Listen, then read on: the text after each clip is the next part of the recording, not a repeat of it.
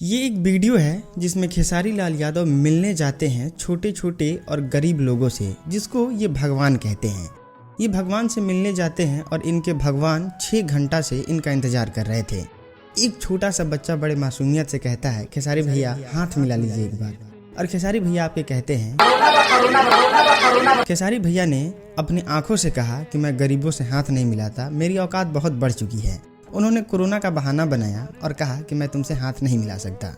इस बात पे गुस्सा आ रहा होगा मेरे पे कि हम खेसारी लाल यादव की छवि को खराब करना चाहते हैं। अगले क्लिप में देखिए कि वही गरीब जनता उसी क्षेत्र के एक नेता को वोट देके जितवा देता है और आते हैं खेसारी लाल यादव के पास और खेसारी लाल यादव झट से गले लगा लेते हैं, हाथ भी मिलाते हैं और बातों का सिलसिला बिना सोशल डिस्टेंसिंग के पालन का चलता रहता है।